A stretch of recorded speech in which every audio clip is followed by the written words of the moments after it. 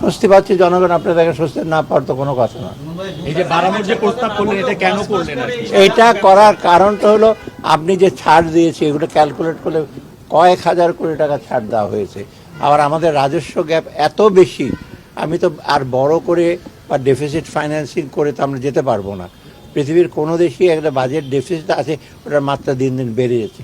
আর সাথে সাথে আপনারা দেখবেন আমাদের কিছু সে আছে প্রেফারেন্স যে শিক্ষা, স্বাস্থ্য, অন্যান্য আইটি খাতে আমরা কোনো অ্যালোকেশন কমাবো না, বরং আমরা বৃদ্ধি করব। অর্থাৎ সোশ্যাল সেক্টরটা রাখি, সাথে সাথে আমাদের অন্যান্য সেক্টরগুলো হিসেবে আমাকে রাজস্ব আয় বাড়াতে হবে। আবার ধার করে, ডোমেস্টিক ধার করে আর বিদেশ থেকে ধার করে বেশি দিন চলা যায়। আমরা রিসোর্স গ্যাপ আমরা ক্যালকুলেট করেছি কত টাকা লাগে। আমরা যখন ওদের সাথে আলাপ করলাম, ওরা বললো যে এর বেশি আমরা বিয়ার করতে পারবো না। প্লাস ইন্টারেস্টের ব্যাপার আছে, পরিশোধের ব্যাপার আছে, এগুলো ডেট মানে ঋণ পরিশোধ, এগুলো চিন্তা ভাবনা করেই কিন্তু করা হবে। আমি কিন্তু যখন বাইরে ছিলাম ভ্যাট ইসের ব্যাপারে কোনোদিন বলিনি যে ভ্যাট বাড়াচ্ছ কেন, এই করছো কেন।